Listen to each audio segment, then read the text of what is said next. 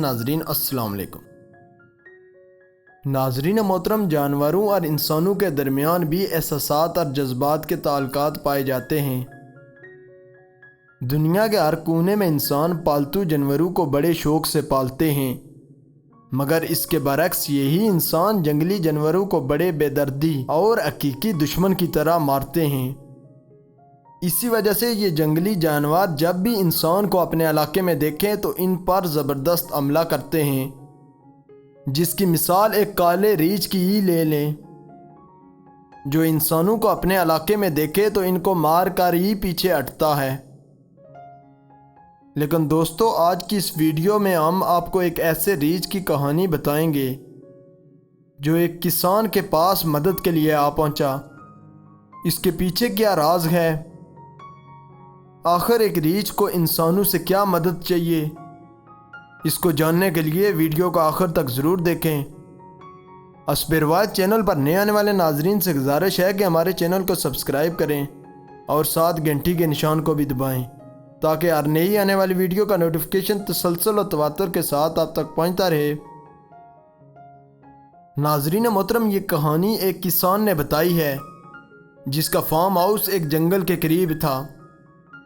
یہ کسان ایک چھوٹے سے گاؤں میں رہتا تھا اور اس کے پاس بہت سے پالتو جانور تھے۔ ایک دن وہ اپنے فارم ہاؤس میں بیٹھا پالتو کتوں کو کھانا ڈال رہا تھا کہ اچانک اس نے دیکھا کہ ایک ریچھ اس کی طرف آ رہا ہے۔ جب اس شخص نے ریچھ کو غصے میں دیکھا تو فوراً گھر کے اندر داخل ہوا اور بندوق نکال کر اس ریچھ کو مارنے کے لیے تیار ہو گیا۔ لیکن پھر اس شخص نے ریچھ کو کچھ لمحے کے لیے دیکھا اور یہ فیصلہ کیا کہ وہ اس کو مارے گا نہیں۔ کسان نے مشاہدہ کیا کہ یہ ریچھ اس سے کچھ مانگ رہا ہے، اس کو کچھ مدد چاہیے۔ دوستو، ریچھ عام جانوروں کی طرح نہیں ہوتے۔ یہ کبھی بھی کسی انسان کے گھر داخل ہو کر حملہ نہیں کرتے۔ یہ انسان پر حملہ اس وقت کرتے ہیں جب وہ ان کو نقصان پہنچائے۔ یہ مادہ ریچھ اس فارم ہاؤس کے بڑے گیٹ سے اندر داخل ہو کر ایک جگہ رکی اور کسان کو دیکھنے لگی۔ اس پر کسان نے ہوائی فائر کیا تاکہ یہ ریچھ بھاگ جائے، مگر اس مادہ ریچھ نے آسمان کی طرف دیکھ کر ایک درد بھری آواز نکالی اور پھر واپس جنگل کی طرف مڑ گئی۔ کسان کو سمجھ آیا کہ یہ ریچھ کسی مصیبت میں ہے۔ اس طرح وہ بھی اپنے شکاری کتوں اور بندوق کو لے کر اس مادہ ریچھ کے پیچھے چل پڑا۔ ریچھ گھنے جنگل میں پہنچی اور وہ بار بار پیچھے مڑ کر کسان کو دیکھتی۔ کسان بھی شکاری کتوں کے ساتھ اس کے پیچھے چلتا گیا۔ دوستو، جب ریچھ دیکھتی کہ کسان اس کے پیچھے ہے تو وہ تیز چلنا شروع ہو جاتی۔ آخرکار ریچھ جنگل کے درمیان ایک دریا کے قریب پہنچی اور رک گئی۔ اس کسان کو دیکھ کر اپنا سر پانی میں مارنا شروع کیا۔ کسان نے جب دریا کی طرف دیکھا تو اس کو نظر آیا کہ مادہ ریچھ کے چھوٹے چھوٹے بچے دریا کے درمیان پانی میں کھڑے ہیں، جو کہ دیکھ کر ایسا لگتا ہے کہ یہ چھوٹے ریچھ دریا عبور کر رہے تھے کہ راستے میں ایک جگہ پھنس گئے۔ ناظرین محترم، ریچھ ایک عقل مند جانور ہے۔ اس کو پتا تھا کہ اگر وہ اس کو نکالنے کی کوشش کرے گا تو وہ خود بھی ڈوب سکتا ہے۔